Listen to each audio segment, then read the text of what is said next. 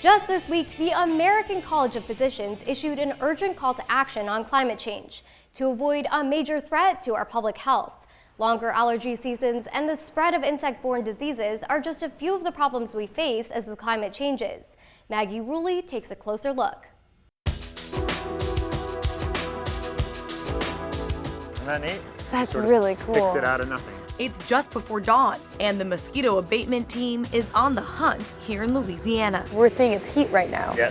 Kevin Cayuet and his former intern Ben Rowley are using heat-seeking technology to search for bird nests. Oh, no, there he is, there he That is. one? Because baby birds can be a major source of food for mosquitoes and a breeding ground for infectious diseases. So they're essentially like the fuel. Mosquitoes require blood to survive, but while feeding, they often pick up viruses and other tiny parasites along the way. One mosquito can infect one of the baby birds, which don't have any protection against the disease.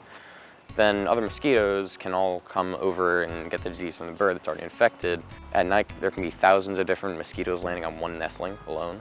From there, it's possible that one of those mosquitoes will go out and feed on a human, biting them and passing along what could be one of a long list of diseases. Primarily in the United States, it's West Nile virus.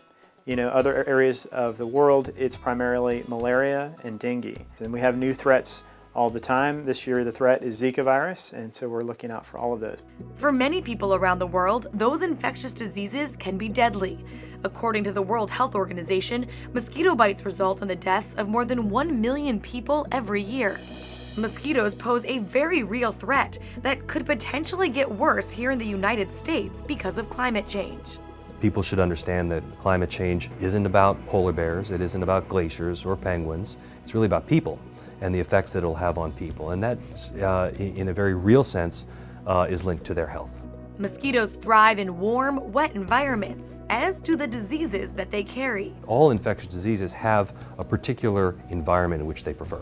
And climate change changes that ecology in profound ways, causing those diseases to be found in areas where they haven't been found before. Yeah. Probably close to 100 mosquitoes in that trap. Louisiana and many other states in the South are no stranger to these pesky bloodsuckers.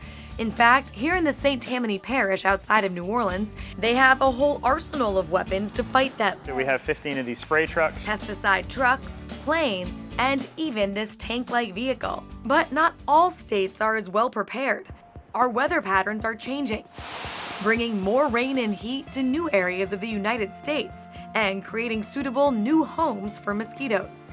But it's not just the summertime climate helping mosquitoes flourish. As the U.S. comes out of what was its warmest winter on record, this spring is sure to bring out the insects in full force. The winters are less severe. Fewer of them are being frozen in the winter. More survive into the next spring.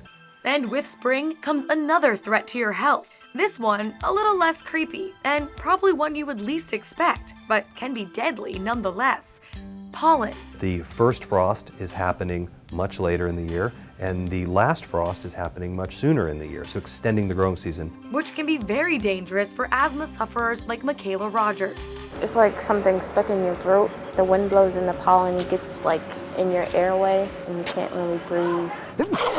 Pollen is one of the most common aggravators for people with allergies. Again? For people with asthma, those allergies can trigger an attack which can be fatal.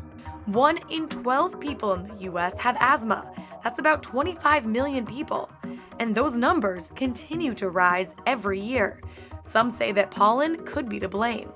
Not only are the pollen seasons getting longer, but they're also getting more intense thanks to increased carbon dioxide levels in our atmosphere. The amount of CO2 in an urban area is higher than it is in a surrounding rural area. We call it the CO2 dome, because there's locally higher concentrations produced by all those vehicles. That stimulates pollen production. We're getting levels that are 10 times what we would find in the rural areas in urban areas.